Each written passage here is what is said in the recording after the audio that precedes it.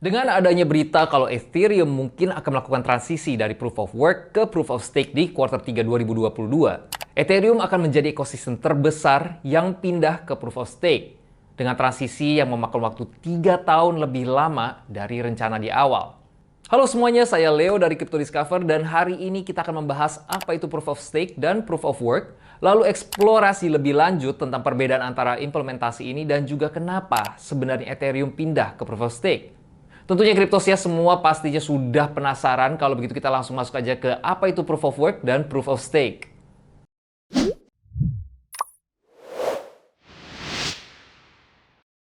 Pertama adalah Proof of Work, yang seringkali kita lihat singkatannya POW.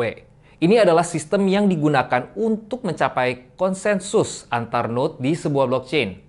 Untuk sebagian besar contoh di video ini, kita akan membahas Proof of Work dalam kaitannya dengan Bitcoin, karena memang saat ini Bitcoin adalah blockchain Proof of Work terbesar. Sebelumnya, Cryptosias pasti sudah sering dengar kata-kata penambang alias miners di video kita sebelumnya. Pada dasarnya, miners ini bekerja untuk memecahkan teka-teki kriptografi menggunakan komputer hardware yang khusus. Dan penambang pertama yang memecahkan teka-teki diberi hadiah atau block reward. Saat ini block reward untuk Bitcoin adalah 6,25 Bitcoin. Penambang yang memecahkan teka-teki juga bisa menambahkan transaksi ke blok dan mempublikasikan blok itu ke blockchain. Penambang membeli dan mengoperasikan komputer hardware khusus untuk meningkatkan jumlah kekuatan yang mereka gunakan untuk menambang. Dan dengan begitu meningkatkan peluang memecahkan teka-teki dan mendapatkan hadiah.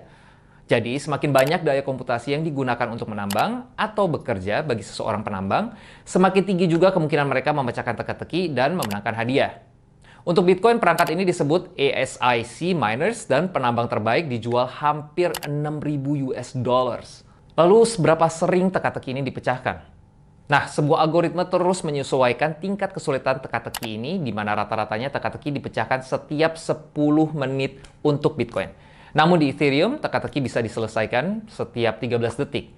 Nah, ini membuktikan dan menunjukkan kalau setiap blockchain pun akan memiliki algoritma yang berbeda-beda. Namun saat ini yang menjadi kekhawatiran besar untuk Bitcoin dan Ethereum adalah penggunaan energi yang besar. Komputer khusus yang menambang di Bitcoin blockchain ini mengkonsumsi listrik dalam jumlah yang besar.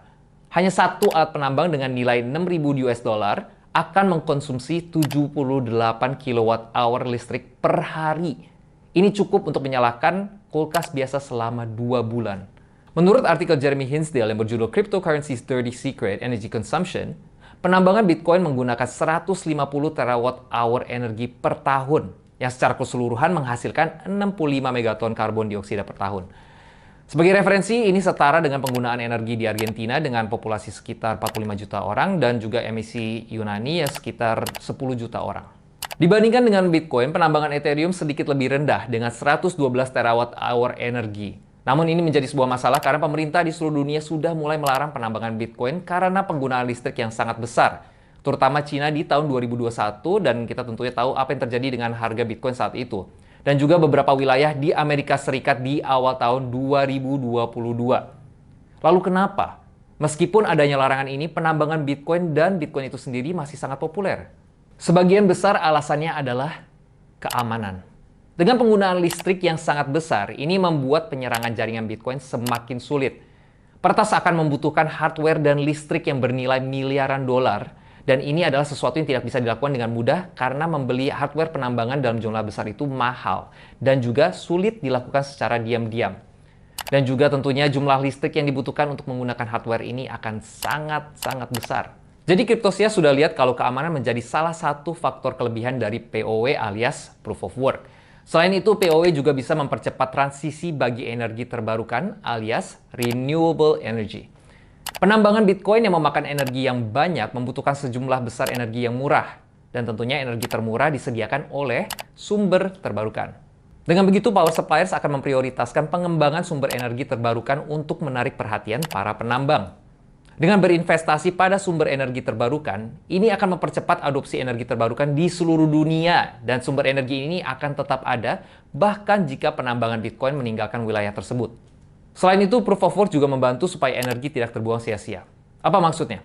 Energi yang akan terbuang sia-sia dapat digunakan untuk memberi daya atau power pada fasilitas pertambangan.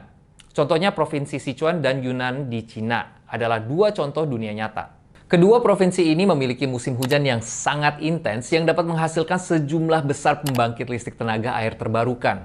Sayangnya, provinsi tidak memiliki cara untuk mengangkut dan menjual energi ini ke daerah lain. Karena itu, penambang Bitcoin mendirikan fasilitas penambangan di wilayah ini untuk memanfaatkan listrik ini supaya tidak terbuang sia-sia. Tapi untuk semua hal positif dari penambangan Bitcoin dengan Proof of Work, tentunya masih ada beberapa hal negatif. Salah satunya adalah siklus hidup hardware. Penambangan Bitcoin menggunakan hardware khusus yang tidak memiliki kegunaan lain selain menambang cryptocurrency. Jadi setelah hardware ini tidak lagi menguntungkan untuk digunakan, biasanya hanya didaur ulang untuk bahan baku. Berikutnya adalah hambatan untuk para penambang. Karena tingginya biaya hardware penambangan Bitcoin, serta jumlah daya energi yang besar yang dibutuhkan untuk menjalankan perangkat ini 24/7, penambangan yang menguntungkan pada umumnya hanya akan menguntungkan bagi peternakan penambangan yang besar. Sangat sulit untuk orang biasa untuk menambang secara menguntungkan di rumah. Ini bisa dilihat sebagai bentuk sentralisasi alias centralized, karena adanya pemain besar yang bisa menegosiasikan harga dengan pemasok alias supplier hardware dan juga listrik yang bisa mendominasi pasar. Dan berikutnya adalah kekurangan yang saya yakin Cryptosales semua sudah tahu, yaitu penggunaan energi. Meskipun banyak penambangan Bitcoin dilakukan dengan lebih banyak sumber energi hijau, sulit untuk mengabaikan jumlah besar listrik yang digunakan untuk mengamankan jaringan Bitcoin dan polusi yang dihasilkan. Ini menjadi masalah yang lebih besar ketika wilayah seperti Eropa mengalami kekurangan energi karena konflik Rusia saat ini di Ukraina. Lalu dengan penggunaan daya listrik yang besar, tentunya juga ada resiko dari pemerintah. Penambangan Bitcoin telah diserang oleh para environmentalist dan pemerintah di seluruh dunia karena penggunaan listriknya yang sangat besar. Setelah dilarang di suatu wilayah, diperlukan banyak waktu dan uang, dan juga tentunya kehilangan keuntungan untuk merelokasi hardware. Dan ini terjadi di Cina di awal 2021 dengan mayoritas penambangan Bitcoin dipindahkan dari Cina, yang terutama menggunakan tenaga air, ke negara-negara Eropa Timur seperti Kazakhstan.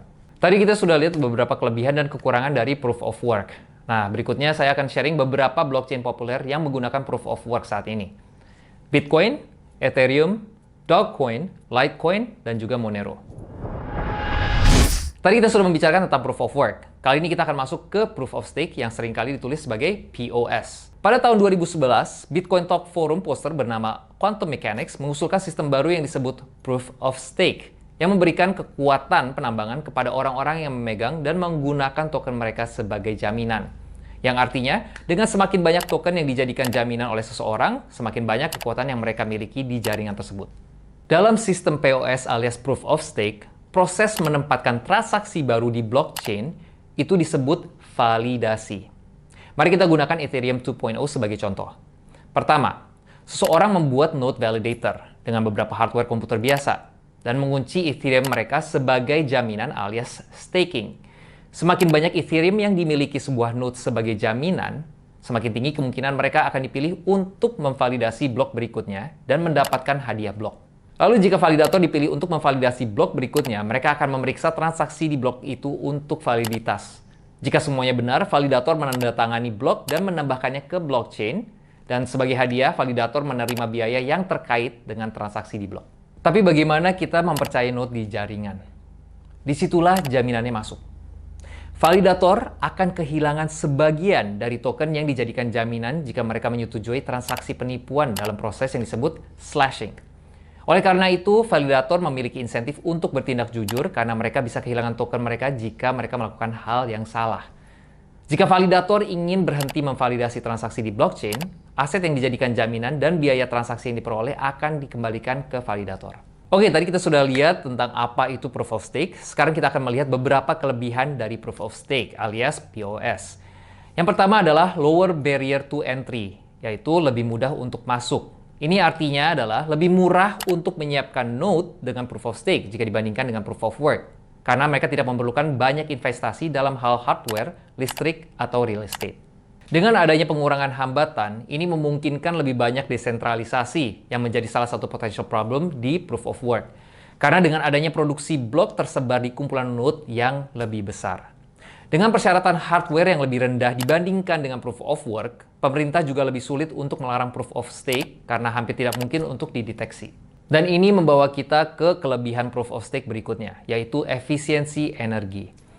Node validator sering bekerja di pusat data dengan hardware terbaik yang efisien. Diperkirakan dengan pindah ke Proof of Stake, Ethereum akan mengurangi penggunaan energinya sebesar 99,95%. Sekarang kita akan masuk ke kekurangan dari Proof of Stake.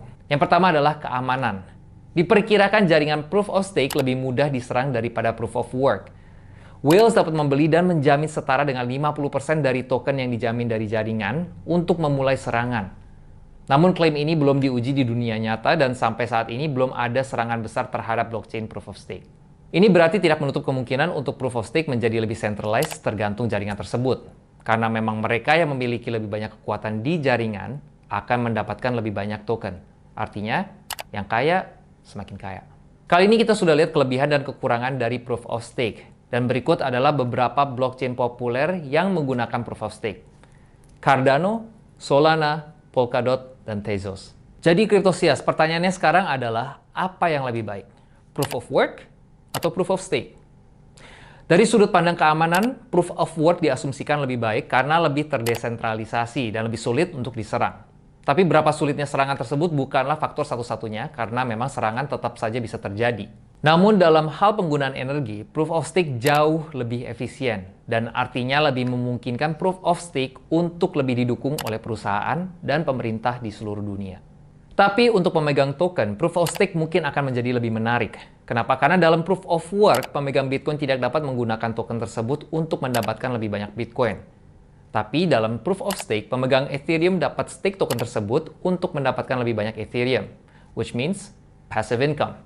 Baik Proof of Work atau Proof of Stake memiliki beberapa pengorbanan, tetapi dengan Proof of Stake menjadi konsep yang baru, ini menjadi sesuatu yang sangat menarik untuk melihat bagaimana mekanisme konsensus ini akan berkembang di tahun-tahun yang mendatang. Oke, jadi bagaimana pendapat Cryptosias tentang Proof of Work dan Proof of Stake? Apakah menurut Cryptosias penambangan Bitcoin itu boros, atau apakah mungkin sepadan dengan penggunaan energi untuk mengamankan blockchain miliaran dolar? Kalau untuk saya sendiri, saya mungkin akan lebih memilih Proof of Stake, karena ini memungkinkan pemegang token untuk memberikan keamanan ke jaringan dengan membeli token seperti Ethereum, dan juga staking token itu untuk bisa menghasilkan lebih banyak Ethereum. Oke, kalau gitu sampai sini saja Cryptosias. Ingat kalau semua isi di video ini bukanlah nasihat keuangan. Ingat untuk selalu melakukan DYOR alias do your own research. Banyak hal yang kita cover hari ini. Kalau ada pertanyaan apapun, silakan Cryptosias tulis di kolom komen. Dan juga kalau ada topik lain yang Cryptosias ingin lihat berikutnya, jangan lupa untuk ditulis di kolom komen juga ya. Saya Leo dari Crypto Discover. Jangan lupa untuk like, komen, dan subscribe. Dan jangan lupa juga untuk nyalakan notifikasi. Terima kasih dan sampai jumpa di video berikutnya.